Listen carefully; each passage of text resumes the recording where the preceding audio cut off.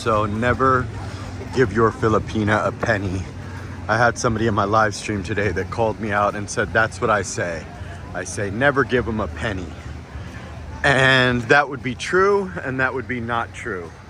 The reality is, we all have the same 24 hours in a day, but I'm mainly speaking to Western men coming to the Philippines to find love.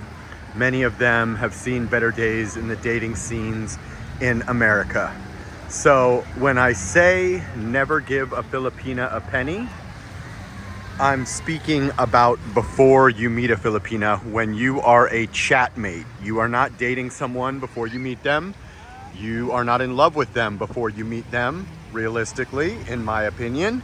And once money changes hands, it will start a never-ending cycle of money changing hands. It usually starts with phone load, then it goes to different emergencies, transportation, food, getting around, whatever the case may be.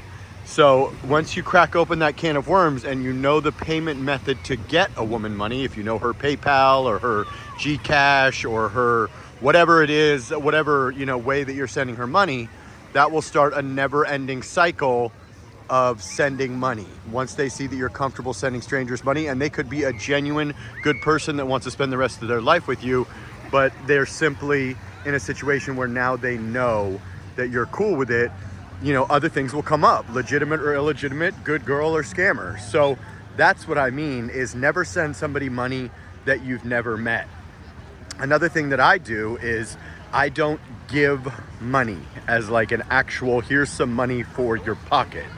Most guys in my community go against everything that I say. They might appreciate the message, they might appreciate the caution, but more guys in my community than not are probably all handcuffed at the airport. They're marrying girls after knowing them a month or two. There's nothing I can do. You don't need to do what I do. I'm just giving cautionary messages to guys that are usually in age gap relationships, coming to essentially a developing country and meeting great young women that may or may not have good intentions. I think most of them do, but I'm just, telling my perspective. So what I do is I pay for things. Like I'll pay for dinner, I'll pay for hotels, I might pay for a flight, I'll pay for stuff, but I don't do like allowances. When you do allowances, you get into a tricky area where you're kind of have an employee. I know this is gonna sound weird, and I get it if you're 65 years old and you're dating a 18 to 25 year old and you got $1 million US, you know the deal deep down inside, however you wanna play it out to yourself. But when you start doing an allowance, even of a small amount to you in Western dollars, you're putting yourself in a situation where you're sort of in an arrangement, especially if like the family's on the payroll or different, situations where you give your girlfriend $500 a month and you give her parents $500 a month.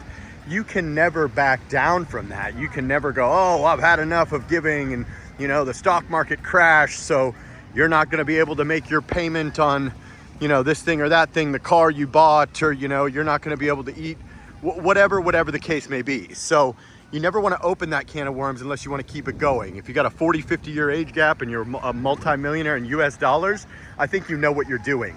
But if you're in your 40s like myself and you live in the Philippines, depending on, if you're, 400 pounds or you have a hard time speaking to people or something, then maybe you understand the deal. But outside of that, best thing to always do is try to find a woman that's a big earner, business owner, family money, anything like that will save you from all of those perils. Relationships are tough enough as it is, just getting along, let alone having to worry about, basically being a father to a woman and her parents financially and otherwise. So some Filipinas might prefer Filipinos, but they get with foreigners for the money advantage. Let's call it what it is.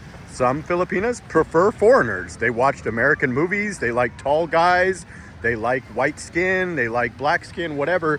It is what it is. But at the end of the day, when I say never give them a penny, I'm speaking strictly to when you've never met them. You don't have a girlfriend if you've never met them. You are a chatmate. When you have met them, if you are close to their age, or you're within 10 years of them, or they make a good salary. They work for an American company. They work their way up. They own a business. Their parents have money, whatever the case may be. I don't really give pocket money. That's just my policy. 90% of guys will go against that, and I respect that. 90% of guys probably got more money than me. But will I pay for dinners? Yes. Did I just pay for a 5-star suite for 5 days in Palawan? Yes.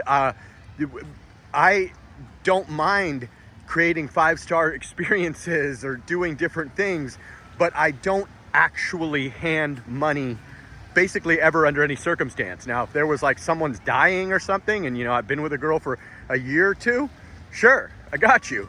But outside of that, there's just no need for that. Get yourself a girl that makes good money or has good savings or whatever the case may be. If not, unless you lie about your income and you say, hey, I get $600 a month, I'm a backpacker, you know what I mean?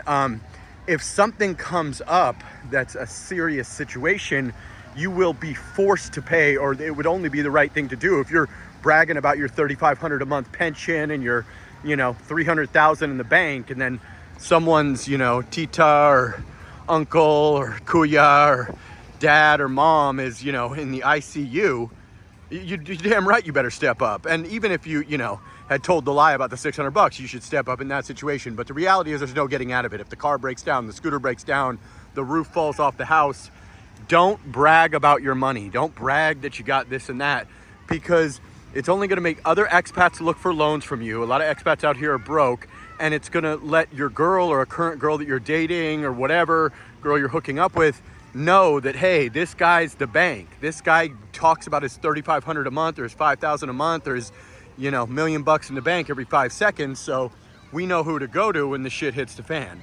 So it's better to keep your finances private and do not disclose anything about your finances. It's going to be obvious by the apartment you live in, or if you're stressing on coming to a place like this, like Boracay, if you're down bad or if you're doing great.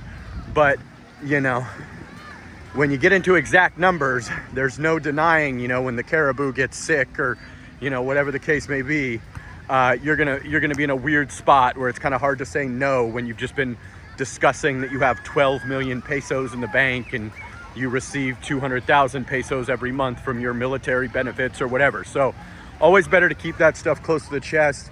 I do not mean never give a woman a penny. If you marry a Filipina, by all means, break the bank, give her money, do whatever you want. You're married, that's your wife. If you're dating somebody, hopefully they're financially stable and they don't need it. You can play that however you want to play that, depending on how long you've been with them, how much you're in love with them, what they earn. You know, 99% of guys do not do what I do, but 99% of guys aren't going to have a girl that earns on the level that my girl earns that is okay with that. If a woman is attracted to you, it is free. If a woman is not attracted to you, there is always a fee. In any country with any woman, rich or poor, that's just how life works. Guys always come into my comment section and they go, you always pay one way or the other. It's just life's a transaction, this and that. I beg to differ, and I'll tell you why. I lived in the United States. I dated a woman that owned her own business that made $550,000 a year. I dated an attorney that was starting out at 26 in West LA, earning $160,000 a year. I was probably making 30, 40 grand at that point. They paid for everything all the time. So it goes both ways. I guess for some guys, they pay for us. But, it's not always a transaction. That's a low value thought and message. And you're a chat mate until you meet someone. Don't even find out the payment method to send them money. When a woman reaches out for that stuff, she'll either ghost you immediately when you say no to load or something small. She'll either talk to you half as much, or she'll either come on just as strong and perhaps she was just taking your temperature. You never really know. But at the end of the day, Filipinos are great. Most of them are great and they have good intentions for you. They are actually attracted to foreigners, but a scammer, an opportunist lives online. So be careful when you don't even have your passport and you start saying your I love yous with that, woman in the Philippines after watching YouTube channels and realizing that they are fit, feminine, and friendly, and they're still, what we lost in the West, 10 years ago or whatever, where these women all became, linebacker alpha males. Even if they look sexy, they're acting like men. We don't want that, and that's why we come here. But choose wisely. Wanted to clarify that. When you marry a woman, you give her whatever she wants, if that's your policy. If your woman needs something, help her out. If you got a chat mate, you don't even have a woman, don't give her a penny. If you never met someone, don't give them a penny. When you're dating a girl, play it however you want, depending on what your girl earns and what you feel like doing and what your wealth level is. I'm back here in Boracay Island, beautiful sunset for a while until now and then sana all.